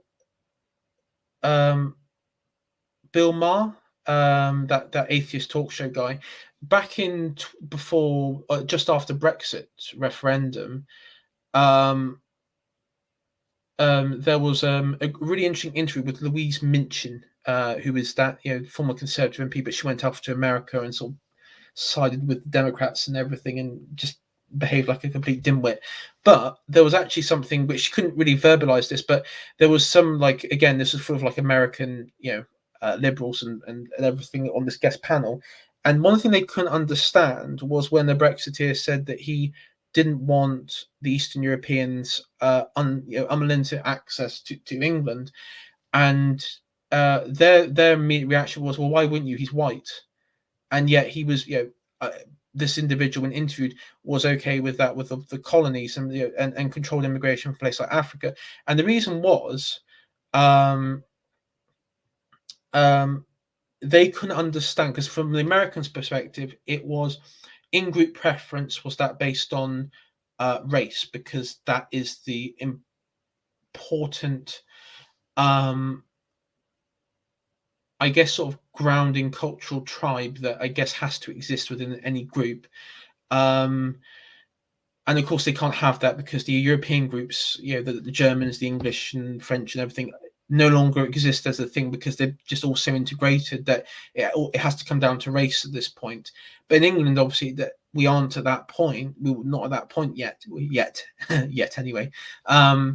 And so the group preference is more. It's not race. It's actually something along the lines of a value system and a spiritual system. And I think that's why there's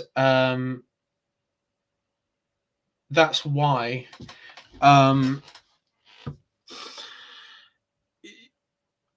you find more commonality with, in many ways, Nigerians. I mean, I actually think, again, this again might not be popular with some of you, but I think there's more commonality with someone in Nigeria than there is in the Irish Republic. As radical as that might sound, as strange as that might sound, but I think it's down to the fact that the legal system, the political system, the cultural system was so influenced by, well, let's be honest, Britain, but particularly in England, that it. Okay, I know that some it might not be agree with it, but I think that you have to remember, like a lot of these places, the former colonies, they were still at the. I won't say. I mean, to be give a charitable, they were still at the early Middle Age stages, and so when you had the European powers come in, it wasn't just effectively we come in, rule over you. It was effectively a complete.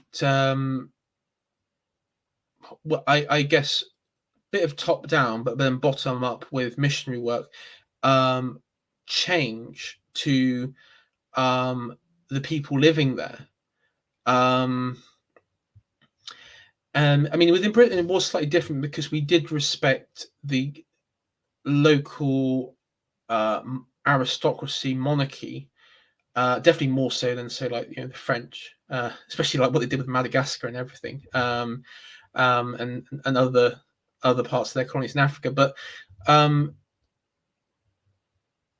you won't agree. I know that some of you won't agree with me on that, but I generally think that there are probably there is more commonality with us on that than with Nigerians than there is with the Irish Republic. But I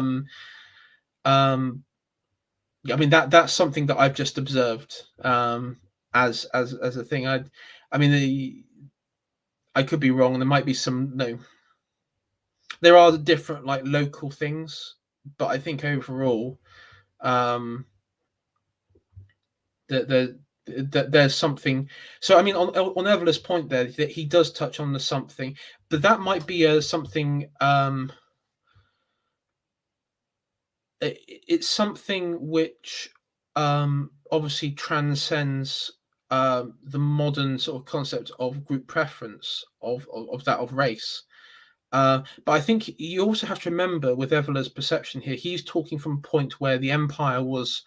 The European powers still had the absolute control, imperial colonies and provinces in Africa.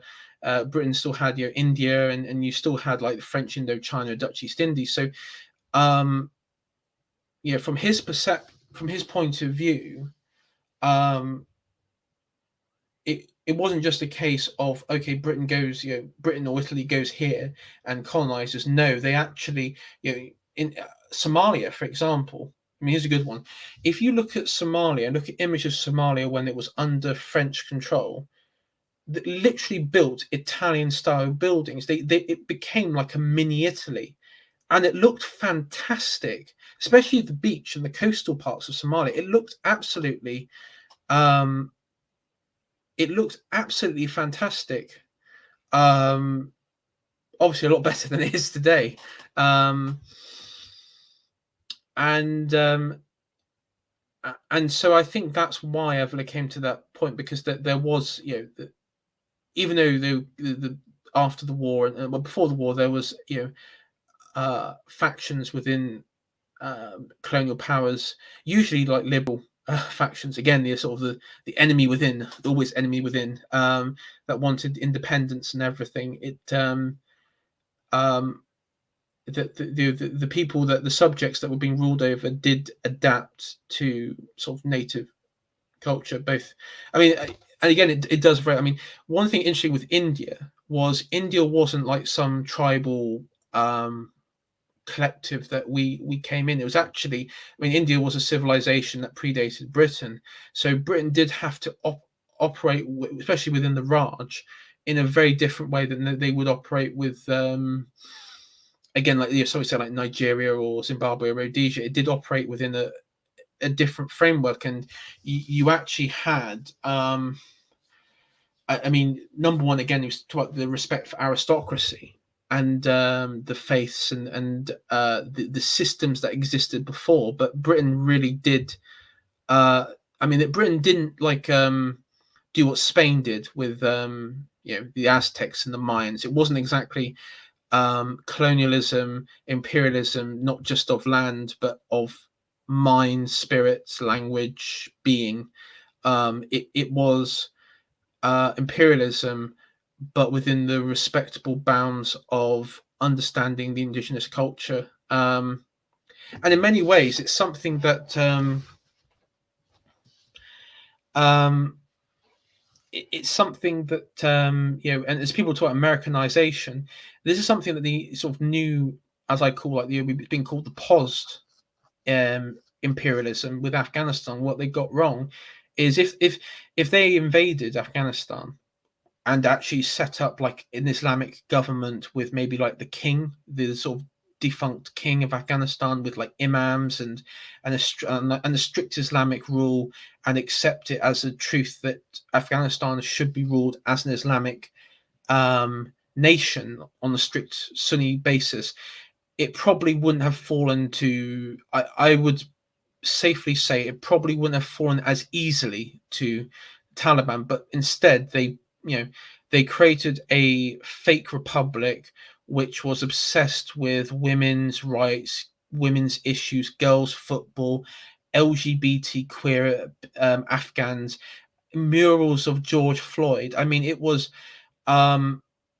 just pure insanity, and um, it it's really funny. You had people, your politicians in this country, America, saying that we need to remain our troops in there. Our troops could have remained in there for 10, 20, 100, 200, 3, 4, 500 years, and it still would have not have made a difference, and Afghanistan still would have fallen to whatever group that existed at that point. It would not have made a difference because they didn't operate colonialism in a respectable and in a proper way. And that's why I always say, like, when you look at Britain's role of imperialism, it was so sophisticated, and it's absolutely embarrassing to think that Britain could go along with the wars in Iraq and Afghanistan, bearing in mind they've been through sort of the roles of imperialism and regimes and everything, and understanding regimes and cultures, and just appear so just retarded, but I mean, yeah, that's another story. So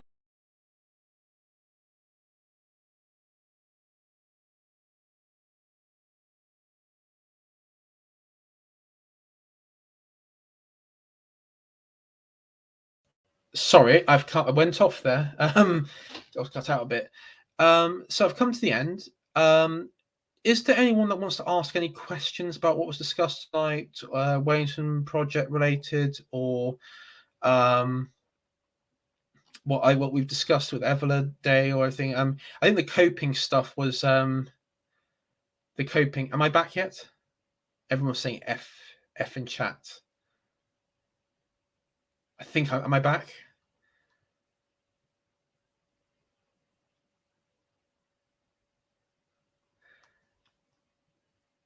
I'm back. Yeah, my screen went. I think because I said the R word, I said a naughty word.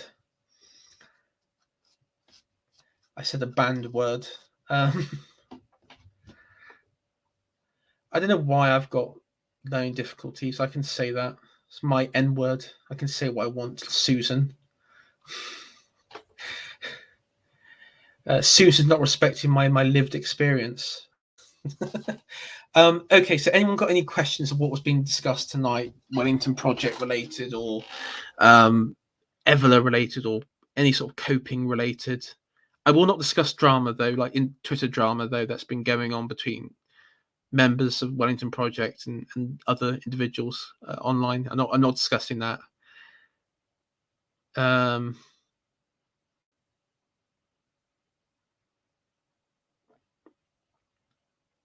Okay. Okay, so ING, get Harry to stop punching right. He's way too liberal for me. The problem is, guys, we operate on a broad church with the classical liberals, and the thing though is, I've always stated, and this may be, I think this is the right thing. I mean, Harry and I don't think calls himself a conservative. I could be wrong, but I don't think he views himself as a conservative. He was part of the liberalists, I think, back in the day. So I think classical liberal. I mean, he may be a conservative now. I don't know how he classes himself, but he's not a progressive. And I've always said that classical liberals are welcomed, but if you're a progressive, if you're like a liberal who is a progressive along those lines, modern lines, then no. Would he stop punching right? I think the problem is, and this is where the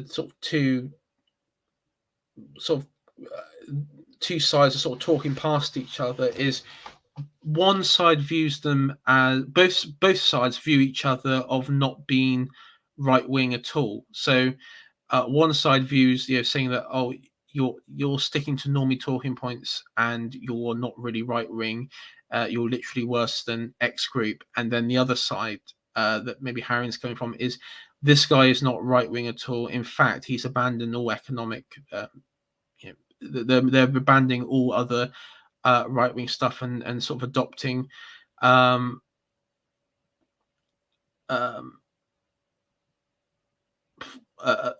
Adopting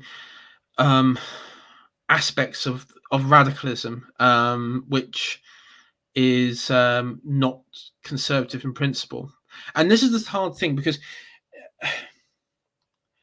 I would love to put an edict out there just to say to everyone on the right, okay, I want everyone to mentally put themselves in a political, cultural, and philosophical position of about right before the French Revolution, and just don't go anywhere beyond that. If you go beyond that, then you're lost, you're gone, you're out of the group. I'd love to do something like that, but of course that that's hard to do, because a lot of our political movements were formed in a reaction to that as well. Liberals are not our friends.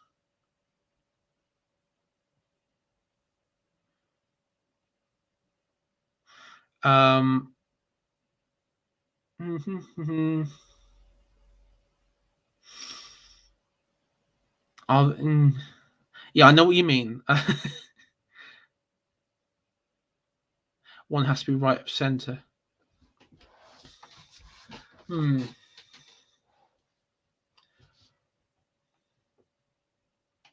thing though is, I think classical liberals are now right of center, are they not? I don't know. I mean, I know they're center, but I mean, on today's in the Overton window, consistently going right. I mean, I wouldn't. I think they might be classed right of center. But this the thing is, so even like liberalism, even if you were a fan of classical liberalism, classical English liberalism, to say, it's been, I mean, it's all been subverted by progressive politics. I mean, even conservatism has been been infected with progressive politics now. That even that it's it doesn't really matter. I mean, if anyone if anyone today calls himself a liberal, then I'm not. I'm assuming that they're probably most likely a progressive, and that their opinion disregarded effectively. I really get annoyed when I hear Americans referred to, because when Americans go, "Oh, the liberal agenda," or "liberals this" or "liberal that," it's basically, um, I mean, they basically talk about socialists, but then it's a massive misuse of the term liberal. But I mean, that's another thing. If Reportel does actually force an end to online anonymity, would you be able to continue with VPNs with all your accounts online suddenly moving to Zambia or something? Yeah. Would I be able to continue? I don't know. I guess it's worth a try. I mean, the trouble is, number one, it depends when it's happening. It could be something that happens, overnight. We'd all get yeeted. I think Iron Duke, your channel will be gone. The Duke's End, Ataman, I imagine, because you've got a channel as well. I mean, a lot of channels would go, or would be forced to go. I mean, we still got the Wellington Project. So, as I say, go subscribe, go follow the Wellington Project, because everything does happen. Myself, Harry, and John, and co, we'll all be there. And that there is something like central that, if we were deleted or our accounts were deleted, it's not like we'd be permanently removed from the internet. We'll still be there, but it could happen. It is going to happen, because and we're going to talk about this on the Wellington Project podcast at some point. But it's what's gone on with the MP and the reaction to it about online abuse and everything. It's just complete horseshit. It really is.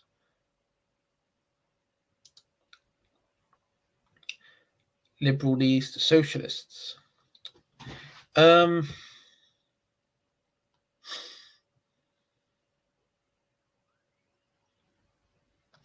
Yeah, I mean, when it came to the Whigs and then the radicals, and yes, it did. It did lead to, so that is correct.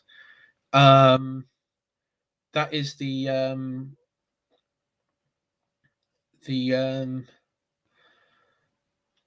sort of pipeline. It's quite interesting pipelines if you look at them. Like the suffragette, so sort of the suffragette movement, especially in Britain, the pipeline for that was fascism. It's a really funny sort of pipeline, because a lot of them, well, I say a lot of them, a few of them, got involved with Mosley and co. And you took like a Mussolini as well, like again, socialist to fascism, or socialist to National Socialism. Pipeline was, again, a very real thing as well at the time. So, I mean, yeah, it ultimately comes down to on the position. Number one, do you prefer reform or revolutionary change? Or reform and conserving. And so when it's like reform and conserving, it doesn't mean you reform something, then you conserve it, and then you reform something else, and then you're sort of doing what the left wants you to do. It's actually being aware enough and self-conscious enough to understand the importance and explain why. But the problem is that it requires the conservative side to have such a high level of understanding and IQ that it's, I mean, in today's world, it's not possible, unfortunately. See, David Ames' voting history shows him voting against ID laws and Blair anti-terrorism law every time. I very much doubt he would back such a move as to move. Yeah, he wouldn't. It's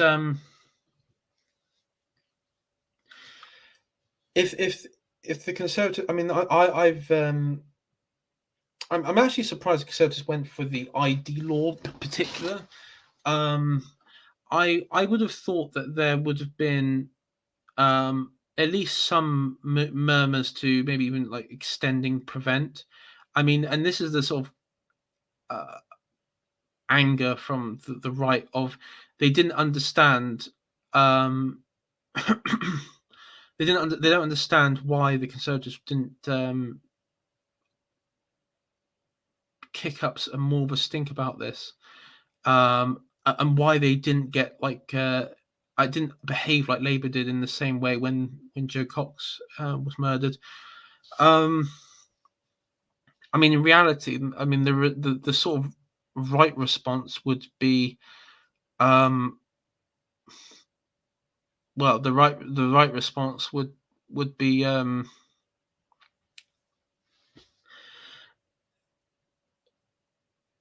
extending prevent to the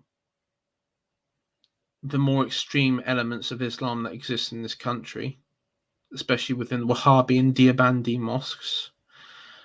And I mean, maybe even going to say it's banning certain extreme teachings as a sort of precautionary measure. I mean, at the time, I mean, I do think there was a political element beyond sort of radical Islamic teaching. I think there was also a political element. I mean, I don't know if he's left. I mean, I don't know if he is left wing, but it wouldn't surprise me if he was. I think the Conservative response would have been, in my opinion, my response would have been to target. I make Antifa like National Action, make it just a complete terrorist organization, and start shutting down extremist mosques. That would have been the reasonable and fair move to make. And also, and this is the thing, because I was looking at a forum on Reddit talking about people, those families and such, but also children who've been brought up in households in this country who've been taught to hate the country, hate the West and everything because of its sort of degenerate ways and everything. And but I mean, so you be brought up in your own brought up in a culture which is not just against degenerate ways, but also hates the very essence of the people that live here. And let's not beat around the bush. This sort of stuff does go on. It goes on because we know it goes on because they're telling us it goes on. And maybe they're wild. There should be a whole rethink about how child services runs in this country as well when it comes to extremism, not on just like the political level, but also on the sort of cultural level, how indoctrination is going. If you're indoctrinating next generation to hate the country you live in, that's not a sustainable thing. Anyway, I've talked enough now. My throat's hurting. We'll do. We'll check channel Affirmative Rights on YouTube. We'll do.